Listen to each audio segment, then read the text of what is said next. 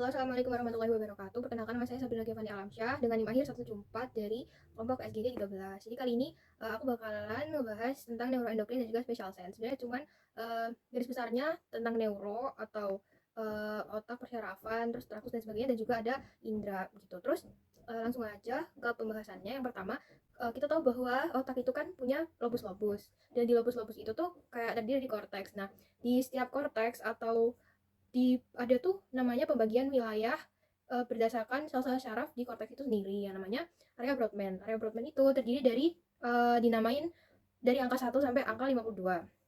Terus yang pertama, sebenarnya di area Brodmann itu ada banyak, cuman aku bakalan ngebahas di 4 lobus besar dari otak itu sendiri.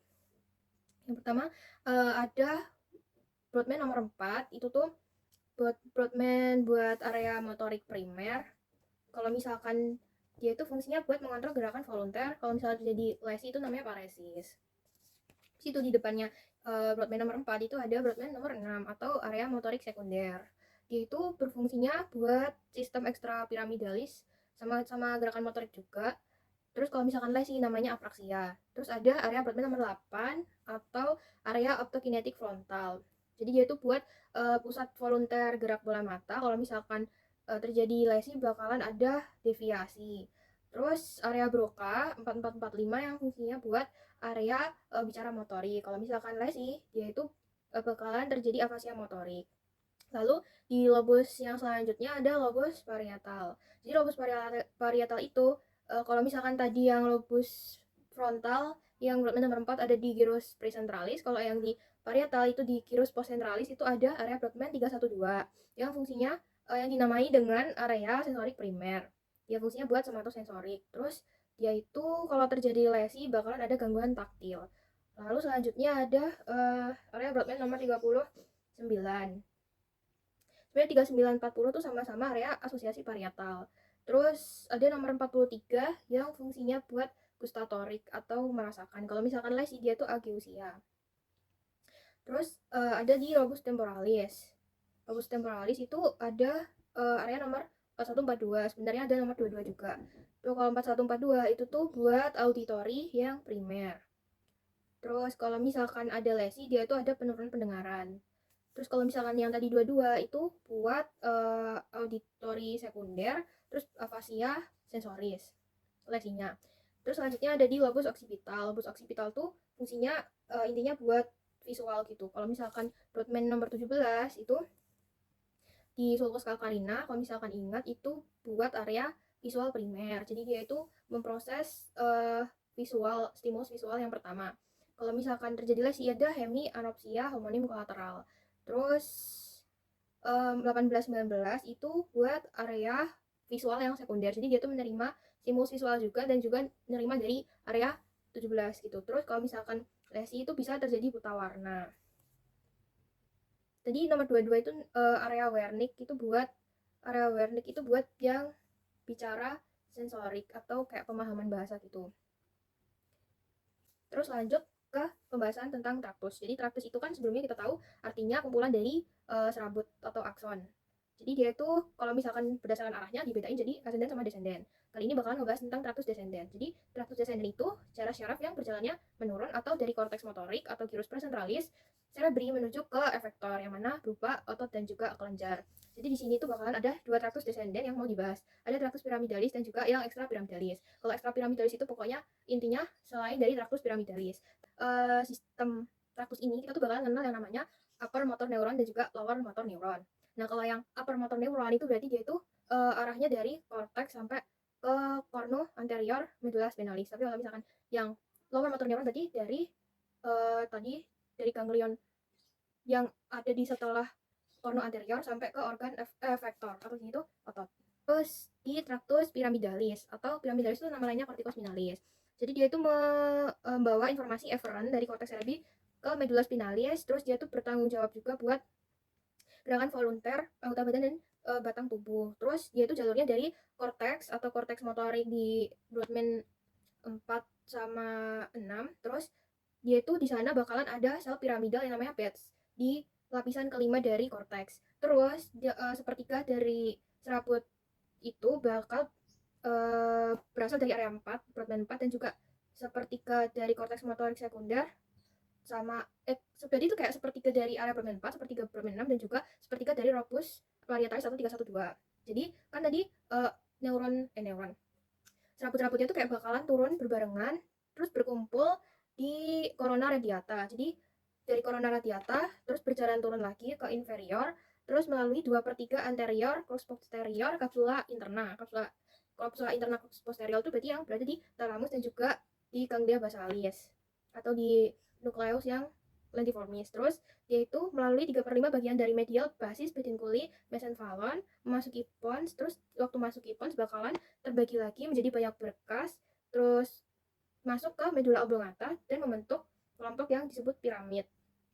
Jadi piramid itu adalah hasil dari pendesakan dari Citracus piramidalis. Terus di aspek anterior medula oblongata bagian bawah bakalan mengalami dekusasi atau penyilangan yang disebut tractus corticospinalis yang lateralis. Tapi kalau misalkan yang tidak bersilangan di dekusasi piramidalis, yaitu bakalan bentuk tractus corticospinalis yang anterior. Terus bakal lanjut ke masing-masing jenisnya. Tractus corticospinalis yang lateralis yaitu jalurnya saat upper motor neuron melewati medula oblongata di bagian caudal, serabut bakalan bersilangan ke sisi sebaliknya gitu, kontralateral, terus masuki saluran corticospinalis lateralis. Lalu kemudian turun lagi ke funiculus lateralis. Funiculus lateralis itu bagian substansi alba dari medula spinalis. Terus dia itu bersinaps dengan lower motor neuron di orde kedua, di mana ada di cornu anterior atau cornu ventral di setiap tingkatan medula spinalis yang bakalan dia keluar gitu. Terus kalau misalkan udah sampai ke cornu ventralis, terus dia bakalan melewati ratis anterior, terus bakalan menjadi plexus syaraf perifer. Biasanya di daerah cervix brachialis dan juga lumbosakral dan sepanjang syaraf menuju otot rangka. Fungsinya buat apa? Buat pergerakan voluntar ekstremitas atas dan bawah secara kontralateral. Terus satunya lateralis ada corticospinalis anterior. Jadi si anterior ini itu intinya nggak nyilang di decussatio piramidalis. Tapi ya jalurnya sama pengeluarannya. Terus dia itu fungsinya, oh ya, terus kalau misalkan yang anterior itu jumlah atau kayak banyaknya itu lebih sedikit daripada yang corticospinalis lateralis. Terus kalau fungsinya buat gerakan kasar postural otot batang tubuh dan proksimal dari atau ototaksial. Terus selain piramidalis ada tractus extra piramidalis. Jadi perjalanannya dia itu berasal dari batang otak membawa serabut motorik ke medula spinalis. Terus dia itu berfungsi atas kendali tidak sadar dan otomatis, termasuk tonus otot, keseimbangan postur dan juga penggerak. Dia itu terdiri dari 4 traktus. Ada traktus vestibulospinalis, reticulospinalis, traktus rubrospinalis, dan tectolospinalis gitu. Oke, selanjutnya ada anatomi encephalon. Encephalon itu tuh berarti artinya otak, dan dia itu adalah salah satu bagian dari central nervous system selain medula spinalis. Nah, ini kalau misalkan di perkembangan embrional sendiri, kalau misalkan saat 3 ventricle, dia itu encephalon dibagi jadi telencephalon, diencephalon. Kalau yang mesencephalon tetap mesencephalon, kalau yang rhombencephalon, metencephalon, sama mielencephalon. Nah, telencephalon itu jadi cerebrum, diencephalon jadi yang ada talamusnya, terus mesencephalon tetap, metencephalon jadi 2 struktur, ada pons sama cerebellum atau otak kecil, terus mielencephalon bakal jadi medula oblongata. Ini selanjutnya kita bahas tentang telencephalon atau cerebrum. Jadi cerebrum ini kita tahu ada lobus, ada yang lobus frontalis, itu dia tuh letaknya sesuai dengan tulang tengkorak. Jadi kalau misalkan di frontalis ya dia namanya lobus frontalis. Itu ada lobus frontalis, parietalis, temporalis, occipitalis, terus ada gyrus insula, juga gyrus limbicus. Tapi kalau misalkan yang insula dia itu letaknya di dalam atau di belakang temporalis. Kalau misalkan yang limbicus dia itu harus di belah medial dulu tuh baru kelihatan. Terus untuk memperbesar luas permukaan dari otak, kita tuh ada struktur yang namanya gyrus dan juga sulcus. Kalau misalkan gyrus yaitu lipatan, kalau misalkan sulcus yaitu cekungan gitu. Terus ada juga dibagi berdasarkan letak atau bagian dari sel syaraf itu. Ada substansia alba dan juga grisea. Kalau yang grisea itu yang warnanya grey, kalau yang alba yang namanya white. Kegeser. Terus apa lagi ya? Oh iya, cerebrum ini tuh letaknya ada di kavitas krania anterior dan juga medial gitu. Terus next aja, kalau buat fungsi umumnya tuh frontalis biasanya buat motivasi, berpikir, terus buat decision making, terus voluntary motor control kayak yang tadi Broadman 46. Terus 4 dan 6 maksudnya. Terus ada lobus parietalis, itu dia tuh buat gustatory taste, terus somatik atau sensasi, somatosensorik, terus buat numerical dan juga language. Terus yang gyrus occipitalis dia tuh utamanya buat visual processing. Terus yang temporalis dia itu buat mendengar, buat language comprehension dan juga memory. Terus insula itu buat taste atau merasakan dan juga ada rasa sakit. Tuh. Terus ada selanjutnya diencephalon. Jadi encephalon ini masih satu bagian sama telencephalon, yaitu prosencephalon. Jadi kayak prosencephalon dibagi dua gitu. Terus encephalon itu letaknya ada di antara hemisferium cerebri dan tertutup oleh kedua hemisferium. Jadi hemisferium itu kayak otak kanan dan juga otak kiri gitu. Nah, otak tadi, oh ya lupa. Jadi otak tadi itu dibagi sama viscera longitudinalis cerebri superior dan juga dihubungkan sama corpus callosum. Terus dia itu fungsi balik lagi ke diencephalon. Diencephalon itu fungsinya buat pemrosesan informasi sensorik dan juga kendali otonom. Dia itu ada sebenarnya komponen besarnya itu epitalamus, subtalamus, talamus, hipotalamus. Tapi apa namanya, ada juga beberapa sumber yang bilang ada metatalamus gitu. Dan juga hipofisis cerebri. Nah, kalau misalkan yang pertama tadi ada epitalamus. Jadi epitalamus itu letaknya di tepi dari talamus. Epitalamus itu terdiri dari dua, ada nukleus atau nukleus habernularis yang berfungsi dalam penciuman. Kalau misalkan yang satunya ada corpus pinealis atau glandula pinealis yang fungsinya buat menghasilkan melatonin untuk siklus sirkadian dan juga reproduksi. Terus ada juga talamus. Jadi talamus itu digabungkan atau direkatkan sama struktur yang namanya adesio intertalamika. Terus ada juga jadi di talamus itu sebenarnya banyak nukleus dan fungsinya buat relay station. Jadi setiap nukleus itu juga fungsinya merelay impuls sensorik yang berbeda gitu. Terus kalau misalnya secara garis besar nukleus talamus itu ada yang medial, lateral, terus ada medianum, anterior dan juga posterior. Terus ada pulvinar juga, terus ada corpus geniculatum yang lateral sama medial juga. Terus ada tadi hipotalamus. Hipotalamus itu fungsinya yang paling penting tubuh kita tuh buat homeostasis, terus kayak pengaturan suhu, metabolisme dan lain sebagainya. Terus ada subtalamus. Subtalamus ini kalau misalkan terjadi lesi itu namanya hemibalismus. Tuh. Terus selanjutnya cerebellum. Cerebellum atau otak kecil yaitu dari rhombencephalon yang letaknya di fossa cranii bagian belakang atau posterior. Terdiri dari dua hemisfer juga sama kayak otak atau cerebrum. Dia itu dihubungkan sama vermis. Terus kalau misalkan di cerebellum itu juga sebenarnya ada kayak gyrus sulcusnya juga, tapi namanya beda. Kalau misalkan sulcus itu namanya viscera, sebenarnya sama aja kayak yang di cerebri, tapi kalau yang gyrus namanya dia itu folia. Terus lobusnya tuh ada tiga, ada lobus anterior yang dipisahkan oleh viscera primarius, terus ada lobus posterior di antara viscera primarius dan viscera uvulonodularis, terus ada lobus flocculonodularis yang letaknya di posterior viscera uvulonodularis. Terus kalau misalkan yang gambar yang di sini itu tuh apa namanya, cerebellum yang dilihatnya dari atas, pokoknya dari anterior. Tapi kalau misalkan di bagian posteriornya dia itu baru kelihatan lobus yang flocculonodularisnya. Terus dia itu fungsinya buat koordinasi ketepatan, memperhalus gerakan, postur, keseimbangan, dan kognisi dan bahasa. Terus lanjut lagi ke truncus cerebri atau batang otak, yaitu otaknya di fossa cranii posterior, di bagian basal dari os occipitalis dan berhubungan dengan cerebrum. Jadi sebagian besar truncus cerebri ini tertutup sama si cerebellum. Ke arah kaudal bakalan berlanjut sebagai medulla spinalis, kalau ke arah atas atau ke arah rostral berlanjut sebagai diencephalon. Dia itu ada komponen yang namanya midbrain atau mesencephalon, pons dan juga medulla oblongata, itu dari rostral ke kaudalnya. Terus di dalam truncus ini itu banyak traktus ascendens maupun descendens dan menghubungkan antara otak dengan bagian sistem syaraf perifer. Terus yaitu juga mengandung nuklei dari syaraf cranialis. Terus ada nuklei nervus 3 sampai nuklei nervus 12. Terus ada nukleus ruber, substansia nigra, nuklei pondis dan juga olivarius medulla oblongata. Udah sih itu aja. Oh ya, terus ini tuh kalau misalkan gambar yang ini tuh bagian pas kayak dilihat dari bagian depan atau ventral itu namanya pars basilaris. Tapi kalau misalkan dilihat di bagian belakang atau dorsalnya itu berarti pars tegmentalis. Terus ini tuh dari lateralnya. Oke. Jadi nervus cranialis itu terdiri dari tadi 12 pasang, terus geser.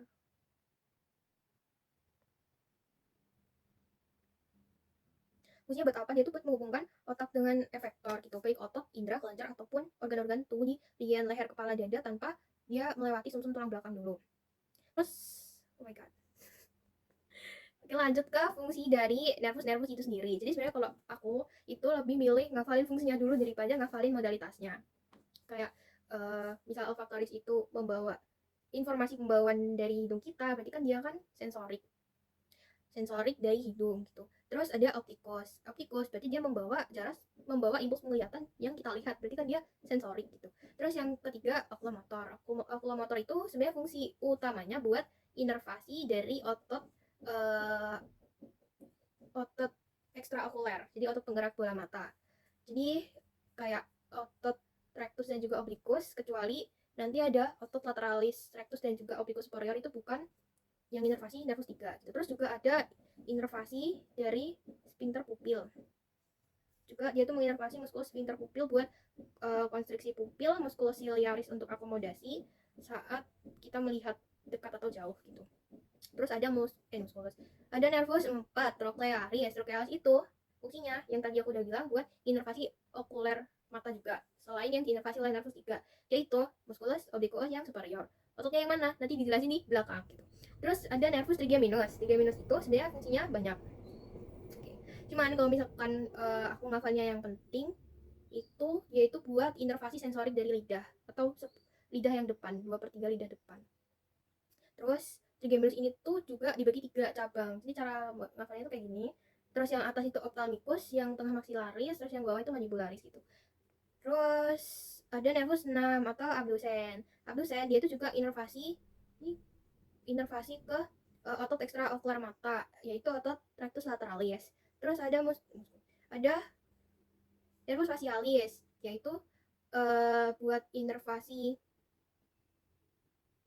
dari pengecapan atau pengecapan lidah depan. Jadi kalau misalnya lidah itu bagian depan itu ada sensorik sama pengecapan. Kalau misalkan dia sensorik, dia itu ke atau dinervasi sama si nervus 5. Kalau misalkan yang pengecapan atau kita bisa merasakan rasa, dia itu buat atau dari nervus facialis gitu.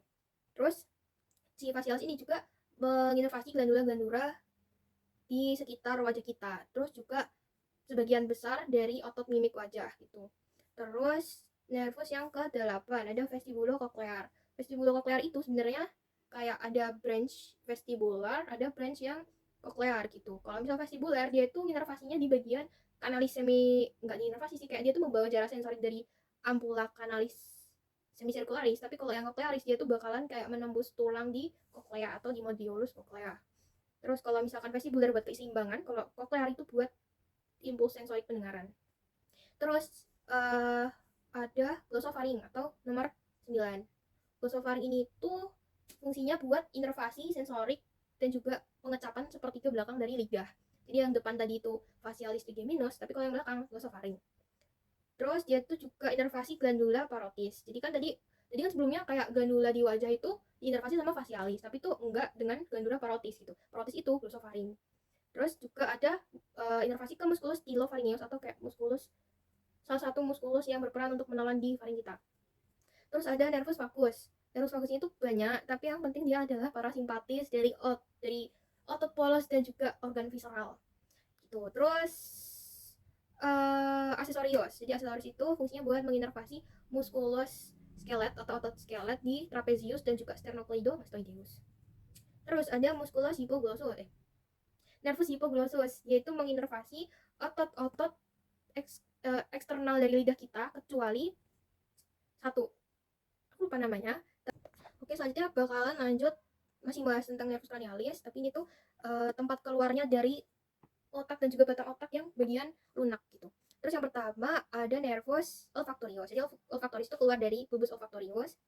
Terus bulbus olfactorius yang ini. Terus ada nervus opticus. Opticus itu keluarnya dari chiasma opticum atau persilangannya. Terus ada nervus 3 oculomotor. Oculomotor itu tuh keluarnya dari ini fossa interpeduncularis. Terus yang 4 itu atau trochlear keluarnya dari cauda inferior, cauda colliculus inferior. Gitu ada di masih di mesencephalon. Terus yang kelima trigeminus ada di brachium pontis. Oh ya, yang nervus 4 atau trochlear itu tuh satu-satunya yang keluar dari pars tegmentum batang otak atau dari belakang batang otak.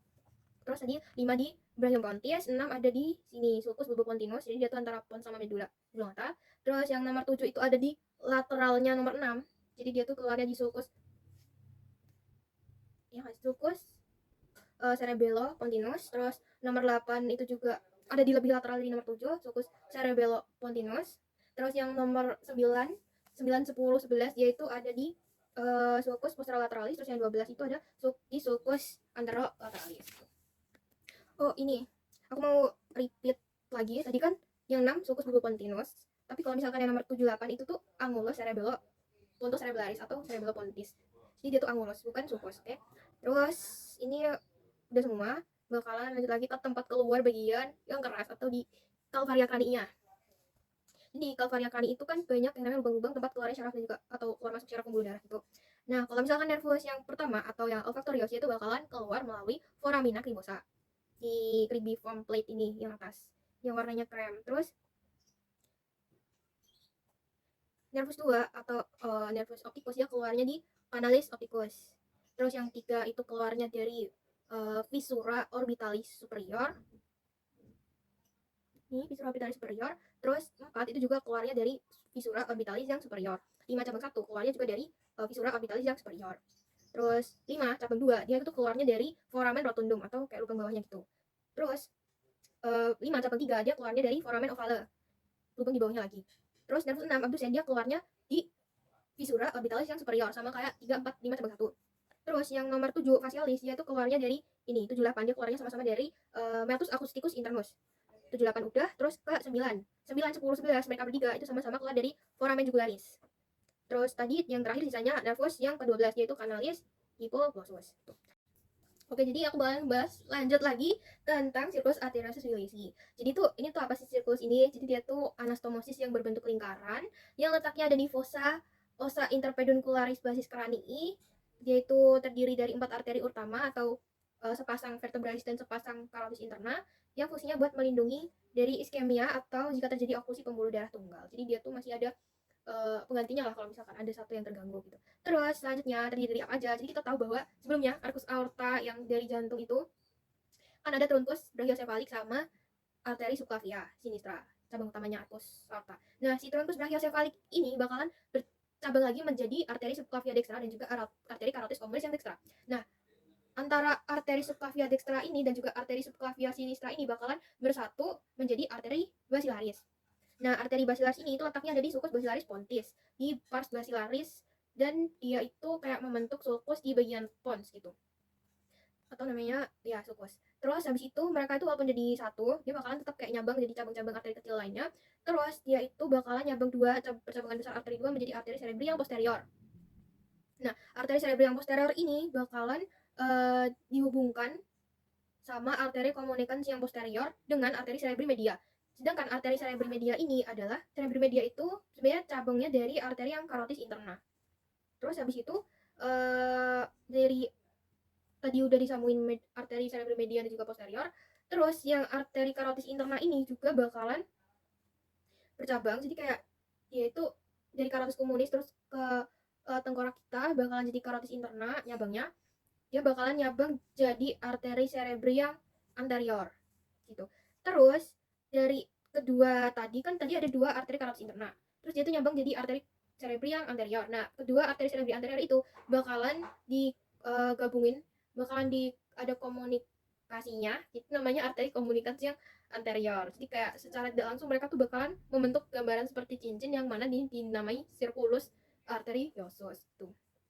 Habis itu selanjutnya aku bakalan ngebahas tentang media refrakta. Jadi media refrakta itu apa? Media refrakta itu kayak perjalanan sinar sampai ke retina kita dari bagian-bagian mata. Jadi kayak bagian mata yang bakalan dilewati oleh sinar ketika sinar itu akan menuju ke retina. Terus media refrakta itu ya namanya juga refrakta. Berarti dia itu bisa membiaskan cahaya yang masuk. Yang mana kalau misalkan kita tahu di setiap media refrakta itu bakalan ada indeks biasnya masing-masing gitu. Terus dia itu terdiri dari yang bagian depan sampai ke bagian belakang itu ada kornea, aqueous humor, lensa dan juga vitreous humor. Nah, si media refrakta ini tuh juga berfungsi buat ngebuat cahaya itu gimana caranya biar bisa jatuh tepat di retina kita. Kayak biar cahaya itu nggak menyebar gitu. Cahaya tetap jatuh ke retina. Terus perjalanannya sendiri aku bakal ngebagi jadi dua part. Yang pertama adalah perjalanan sinar kita dari udara lingkungan sampai ke retina dan juga dari retina atau fotoreseptor ke otak gitu. Jadi yang part pertama itu ketika cahaya merambat melalui kornea, jadi kan cahaya dari lingkungan, terus melalui kornea. Nah, cahaya bakalan dibelokkan dan dibiaskan di mana permukaan kornea yang melengkung dan dia menjadi struktur pertama yang dilewati sinar itu dia itu bakalan berperan paling besar untuk kemampuan refraktif total mata karena perbedaan densitas dari pertemuan udara dan kornea itu jauh lebih besar dari lensa dan juga cairan di sekitarnya. Terus salah. Terus yang kedua ada aqueous humor. Jadi sampai ke kornea dia bakalan ke aqueous humor. Nah, dia sampai ke aqueous humor, di situ ada struktur yang namanya lubang kecil namanya pupil. Dia itu tempat masuknya sinar dari lingkungan ke mata kita. Jadi kayak sinar itu masuk melalui pupil atau celah, yang mana celah itu tuh juga diatur sama muskulus sphincter dan dilator pupil buat apa namanya, mengatur cahaya yang masuk. Terus setelah dia masuk melalui pupil, dia bakalan merambat melalui lensa, lalu dibelokkan dan juga dibiaskan lagi. Terus lensa ini juga berfungsi buat memfokuskan sinar cahaya ke retina. Dengan apa? Dengan mekanisme akomodasi lensa dari badan ciliaris, atau yang kita tahu ada corpus ciliaris dan juga ada processus ciliaris, yang mana jadi ligamentum suspensorium lentis kan. Terus waktu udah diatur nih sama si lensa, cahaya tuh bakalan bisa tepat jatuh di retina kita. Terus kalau misalkan jatuh di retina itu nggak sekedar langsung diterima fotoreseptor. Kenapa? Karena arah dari cahaya kita sama arah dari persinyalan tuh kayak berkebalikan gitu. Kalau misalkan ini, jadi tuh fotoreseptor itu tuh bagian paling dalam dari retina. Jadi ketika cahaya itu udah sampai ke retina, dia tuh harus melalui sel-sel yang lain dulu sebelum sampai ke fotoreseptor gitu. Ketika udah melalui beberapa sel, dia itu bakalan sampai ke fotoreseptor. Nah, di sini fotoreseptor bakalan mengalami perubahan kimiawi di bagian fotopigmennya. Jadi melalui serangkaian tahap gitu, dia bakalan memicu perubahan dari sinyal sinar menjadi sinar sinar. Jadi dari sinar menjadi sinyal listrik gitu. Dan tadi sinyal listrik kan berarti kan dia bakalan terbentuk yang namanya potensial aksi. Nah, potensial aksi ini bakalan disalurin dari sel. Jadi tadi fotoreseptor bakalan ngubah jadi potensial aksi. Nah, melalui sel ganglion dan juga ada sel apa ya, lupa namanya di situ, bakalan disalurin sampai ke syaraf optikus atau serabut syaraf optikus di bagian terminalnya. Yang mana dari serabut syaraf optikus ini bakalan masuk ke diskus nervi optici, kayak serabut-serabut banyak itu bakalan menjadi satu di satu tempat di diskus nervi optici ini dan bakalan masuk ke otak. Pokoknya bakalan berjalan ke otak untuk mengirimkan impuls sensoriknya. Terus yang part 2 adalah dari retina sampai ke bagian korteks, atau gimana caranya si sinar ini tuh impulsnya dikasih sampai otak kita mampu menerjemahkan visual. Jadi yang pertama, retina itu tadi kan bakalan ngirim dari serabut syaraf optik melalui diskus nervi optici. Iya kan? Terus oh ya, kita harus tahu bahwa kalau misalkan lapang pandang kita dan juga retina yang menangkap itu tuh bakalan berkebalikan gitu. Jadi kayak intinya penglihatan nasal atau penglihatan di bagian medial itu bakalan jatuh ke hemiretinal yang bagian temporal atau bagian lateral. Terus kayak ya ini jatuhnya ke, jadi kayak nasal kiri jatuhnya ke hemiretinal yang kiri, terus yang lateral atau temporal penglihatan kiri bakalan jatuhnya ke hemiretinal nasal yang kiri juga gitu. Jadi kayak ini berkebalikan. Terus setiap syaraf optikus yang keluar dari retina membawa informasi dari kedua paruh retina masing-masing mata ya. Dia tuh bakalan terpisah ketika di kiasma optikum. Jadi kiasma optikum ini tuh bakalan mempersilangkan nervus yang membawa dari hemiretinal nasal keduanya jadi berkebalikan. Jadi kayak penglihatan temporal, penglihatan bagian lateral kita tuh disebut penglihatan temporal. Terus bakalan diterima sama hemiretinal yang nasal, karena tadi kan kita tahu bahwa konsepnya penglihatan dan retina yang menangkapnya itu berkebalikan dan di mata yang sama. Terus dari hemiretinal nasal yang membawa pandangan dari temporal, dia bakalan bersilangan di kiasma optikum. Sedangkan hemiretinal yang temporal yang membawa penglihatan nasal, dia itu nggak menyilang. Jadi yang menyilang itu cuman yang membawa penglihatan dari temporal. Dan juga dengan kata lain, hemiretinal atau yang membawa dari nasal, hemiretinal nasal gitu. Terus ini lanjut ke nomor 9. Serabut dari hemiretinal nasal kiri dan hemiretinal temporal kanan bakalan membentuk tractus opticus yang dexter atau yang kanan. Sedangkan hemiretinal yang nasal kanan dan juga hemiretinal yang temporal kiri bakal membentuk tractus opticus yang sinister atau yang kiri. Terus tractus opticus tadi bakalan bersinaps dengan corpus geniculatum lateral yang dextra. Dextra dengan dextra, sinistra dengan sinistra. Jadi tractus opticus dexter bakalan bersinap dengan corpus geniculatum lateral dextra, dengan yang sinistra juga corpus geniculatum lateral yang sinistra gitu. Nah, corpus geniculatum lateral ini tuh adalah bagian dari talamus ya. Kalau misalkan kita ingat bahwa fungsinya buat relay station atau dia itu tempat relay dari impuls-impuls sensorik. Nah, terus talamus sebagai stasiun relay ini bakalan nyalurin informasi melalui berkas-berkas serat radio optika ke berbagai daerah dari korteks menuju visura calcarina, yang mana ini tuh terdapat jarak penglihatan dan area Brodmann 17, area visual primer dan juga area Broadband 18-19. Kalau yang 17 tadi buat persepsi melihat. Kalau yang 18-19 itu untuk menilai bentuk, ukuran, dan juga memori gitu. Jadi itulah intinya kenapa kita bisa melihat. Oke. Terus selanjutnya kita langsung ngebahas aja tentang otot extraocular. Jadi apa itu otot extraocular? Otot extraocular itu adalah otot yang fungsinya buat menggerakkan bola mata kita atau namanya bulbi. Terus dia tuh dibagi lagi berdasarkan tempatnya, kayak dinamai, maksudnya dinamai berdasarkan letaknya. Kalau misalkan letaknya di atas berarti ada musculus rectus yang superius dan juga ada musculus obliquus yang superius. Terus yang bagian atas ini tuh juga biasanya tuh kayak kelihatan levator palpebra gitu, tapi di sini nggak ada. Terus yang bagian bawah itu ada musculus rectus inferius dan juga obliquus yang inferius. Terus yang lateral ada musculus rectus lateralis dan juga yang medial ada musculus rectus yang medial. Ini kalau misalnya dari depan. Terus fungsinya inervasinya dulu. Inervasi otot extraocular yang tadi udah dijelasin di bagian nervus 12 nervus itu kan kebanyakan dari nervus 3 atau oculomotor. Tapi khusus untuk nerve musculus obliquus superius itu oleh nervus 4 atau trochlear dan juga musculus rectus lateralis itu dari yang 6 atau abducens. Oke, ini sama aja sih sebenarnya. Nah, buat fungsinya sendiri, fungsi dari otot extraocular itu kayak ngebuat kita bisa ngelihat ke lateral atas bawah gitu. Nah, yang pertama adalah fungsi dari musculus rectus. Jadi kalau musculus rectus ini tuh adalah sama kayak namanya gitu loh arahnya. Jadi kalau misalkan musculus rectus yang misal rectus yang lateralis nih, berarti dia tuh melihatnya ke arah lateral. Lateralnya lateral, ya lateral. Terus habis itu kalau yang rectus medial dia bakalan melihat ke arah yang medial.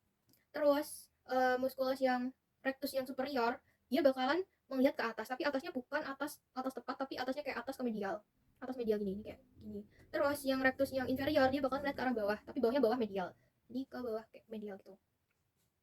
Terus kalau yang obliquus itu tuh fungsinya agak sedikit berkebalikan, jadi itu berkebalikan sama namanya. Misalkan obliquus superior, nah obliquus superior ini malah mengarah atau membuat bola mata kita itu melihat ke arah bawah tapi ke lateral, dan juga obliquus yang inferior dia itu membuat bola mata kita melihat ke arah atas lateral gitu. Nah jadi kan atas bawahnya kan sama-sama ada lateral medialnya. Nah gimana caranya kita ngelihat biar pas kanan pas utara atau pas atas banget dan pas bawah banget. Nah itu tuh ada kerja dari kedua otot. Jadi kalau misalkan kita ngelihat atas pas itu tuh otot yang bekerja ada rectus superior dan juga obliquus yang inferior. Tapi kalau misalkan kita ngelihat bawah pas atau benar-benar ke selatan gitu ya intinya, itu dari kerja rectus yang inferior dan juga obliquus yang superior gitu. Terus selanjutnya ada syaraf otonom. Syaraf otonom itu kan apa? Syaraf otonom itu adalah komponen sistem syaraf tepi yang mengatur proses fisiologis yang tidak sadar, termasuk jantung, tekanan darah, dan lain-lain, yang terdiri dari simpatik dan parasimpatik. Terus habis itu perbedaannya apa simpatik dan parasimpatik? Ini kita bisa baca di sini. Yang pertama itu dari letaknya atau distribusinya. Kalau segmen simpatis yaitu thoracolumbar, sedangkan parasimpatis itu craniosacral. Terus biasanya panjang aksonnya itu kalau misalnya di simpatis itu lebih panjang di pos ganglionik, sedangkan di di parasimpatik dia tuh bakal lebih panjang di preganglioniknya. Terus di neurotransmitternya, kalau misalkan neurotransmitternya simpatik dia tuh preganglioniknya bakal ngeluarin ACH, sedangkan postganglioniknya bakal ngeluarin norepinefrin, sedangkan preganglionik post dan prenya sama-sama ngeluarin ACH. Kalau efek fisiologisnya si simpatis itu flight or fight, kalau untuk yang parasimpatis dia itu rest and digest, intinya kayak gitu. Terus selanjutnya ada modalitas nervus cranialis. Jadi itu tuh kita tahu bahwa nervus cranialis kita tuh punya fungsi yang beda-beda serabutnya. Nah ini tuh dibagi menjadi 3 kategori. Yang pertama itu ada arah rangsang. Arah rangsang kita tahu bahwa ada yang namanya ascendant, descendant, afferent, efferent. Kalau misalkan ascendant berarti kan itu kan afferent, berarti dia itu naik ke atas atau dia itu membawa impuls sensorik gitu. Terus habis itu kalau yang ke bawah descendant, turun, berarti dia tuh efferent, yaitu berarti membawa impuls motorik atau kayak membawa perintah dari atas ke bawah gitu, intinya gitu. Terus ada bentuk rangsangan. Bentuk rangsangan itu ada umum dan juga spesial. Kenapa harus spesial? Ya karena nervus cranialis. Kalau umum itu umumnya ada raba sakit, raba pain, panas dingin kayak gitu. Kalau misalkan khusus itu tuh kebanyakan dari indera kita atau kayak kita bisa merasakan manis pahit gitu. Jadi kan dari mata, telinga, hidung, lidah, dan juga ada dari derivat arcus brachialis. Lalu komponen yang ketiga atau yang membedakan ketiga itu ada asal-usul organ yang menerima dari rangsang itu sendiri. Yang pertama ada derivat endoderm, yaitu ada otot mimik wajah, otot pembuluh darah atau otot polos, terus juga otot-otot tumbuhnya kayak mastikatoria. Otot laring faring itu semuanya yang untuk menelan itu disebut dengan visceral, tapi kecuali lidah. Kalau misalkan yang kedua ada derivat ectoderm. Derivat ectoderm itu ada kulit, mata, otot jantung, skelet, dan juga salah satunya ada lidah. Disebut dengan somatik. Jadi tadi ada somatik dan juga ada visceral gitu. Ini udah dibaca aja ya, intinya kalau misalkan dari syaraf cranialis itu tuh punya spesial, sedangkan syaraf spinalis itu tuh nggak punya yang namanya spesial. Terus general itu tuh fungsinya selain dari indera. Terus yang lain lagi visceral itu dari organ dalam, sedangkan somatik itu berarti sebaliknya bukan organ dalam. Terus afferent itu sama dengan sensorik, sedangkan efferent itu sama dengan motorik. Terus tinggal digabung-gabungin gitu aja, afferent visceral, general visceral afferent, terus general visceral efferent gitu. Udah deh. Oke, jadi sekian penjelasan dari aku. Mungkin kalau misalkan banyak yang belibet, mohon maaf. Wassalamualaikum warahmatullahi wabarakatuh.